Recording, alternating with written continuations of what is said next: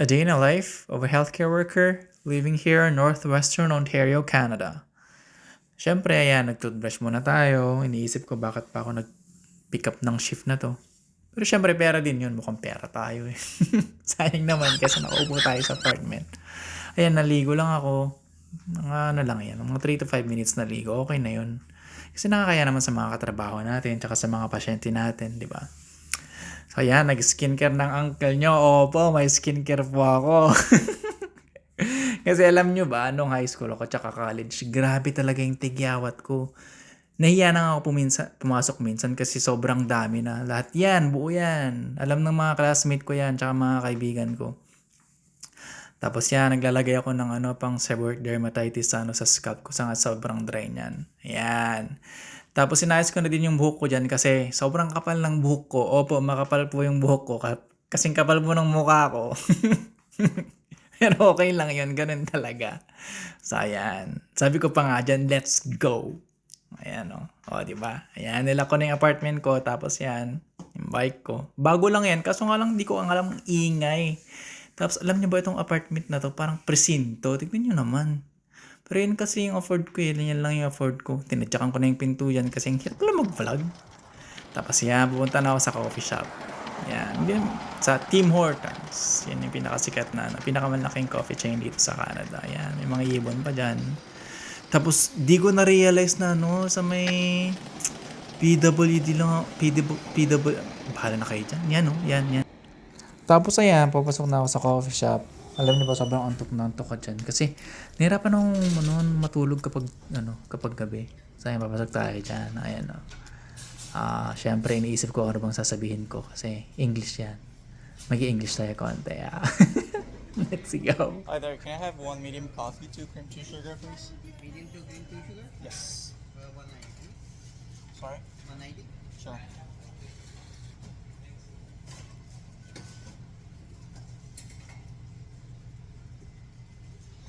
Tapos ito yung binibenta si Tim Hortons. May mga donuts, may mga croissant. Wow, croissant.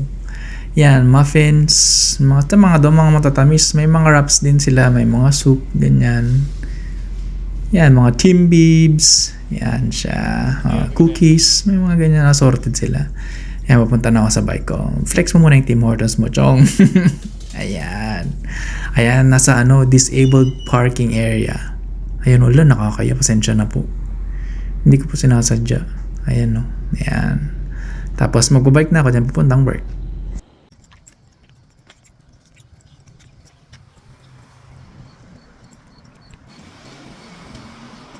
Tapos so nasa trabaho, tatap ko muna yung ID ko. Ayan. Tapos, pero kung wala kang ID, pwede ka naman. Kasi itong left side dyan, kung nasaan ako ngayon, pharmacy tsaka coffee shop. May code dun sa sa taas ng pindutan. Pipindutin mo lang yung pindutan. Kayo na bahala dyan. Tapos ayan. Pupunta muna ako sa CR. Fit check. Tapos dito, alam nyo ba, nakasalubo yung kaibigan ko. Ayan, tignan nyo yan. Chachari cha. Say hi. Go. Dance and sing.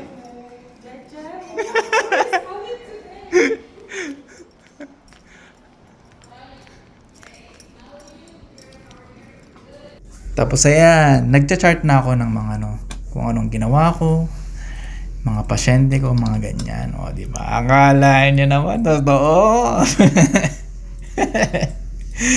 Pero totoo yan talaga, mga sir, mga ma'am. Ayan, tatrabaho tayo ng maayos, di ba? Type mo, mga ML, mga percentage, mga ganun lang. Ayan. O, tapos fit check ulit, syempre naman. Ayan. Tapos saan ba pupunta dito? Ay hindi, kasi after ko mag-chart, pupunta ako sa coffee shop. Robin's Donuts naman. Yan? Bibili yata ako ng kape dyan tsaka bagel. Yun yung 15 minutes coffee break namin. Kasi kapag 8 hours ka nagtatrabaho, meron kang 3 break.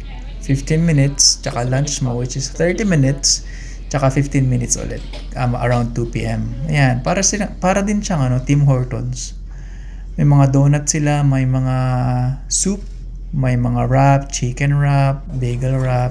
May bagel wrap ba? Ayan. Nakikita mo, sobrang init yan, nakakapaso yan. Ayan. Di ba? Nahiya pa nga ako dyan kasi ang daming taong dumaraan, tsaka mga pasyente, tsaka sa residente. Ayan. Alam niyo ba, hindi ako masyadong kumakain ng breakfast. Kasi parang nasusuko ako kapag kumain ako ng umagahan. Mga light bread, mga kape, ganun lang. Tapos ayan, ewan ko kung anong iniisip ko dyan, siguro napapagod na din ako. Minsan nakatutulala, ano ba to? Ano ba yan? Tulala na lang, mga ganyan. Ayan. Tapos ayan, sige, kain muna, nguyain mo. Yan, nagtrabaho ko ulit. And then, after 3 hours, lunch break na. Tapos pumunta ako sa courtyard namin sa may... Ayan, yan yung courtyard namin. Minsan may mga tao dyan. Pero kapag may mga tao dyan, hindi ako dyan kumakain kasi nahiya ako. Ako lang mag-isa dyan kanina. Ayan. Diba? Hindi ko pala naubos yung bagel na kinain ko kaninang lunch, nung coffee break ko. Sige, mag-relax ka muna dyan. Ayan. Tapos ayan, yan yung tira-tira ko kanina nung coffee break nung 15 minutes. Tinapos ko lang lahat. Ayan. Tapos yan, mga kasama ko lang dyan mga ibon. Tingnan nyo, nakaka-relax yung mga huni ng ibon.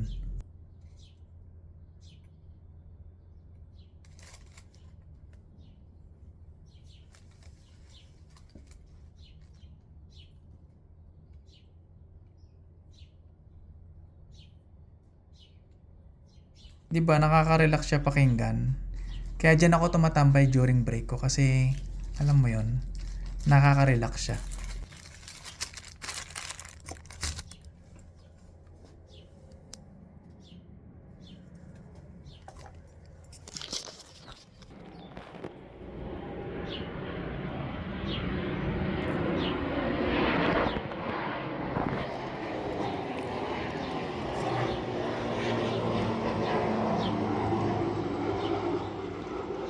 City pala namin, malapit lang sa airport, kaya madaming aeroplano every now and then. Tapos na ako dyan mag-break, fit check muna bago papasok ulit sa trabaho. So ayan, hindi na ako inaantok dyan. Ayan, diba?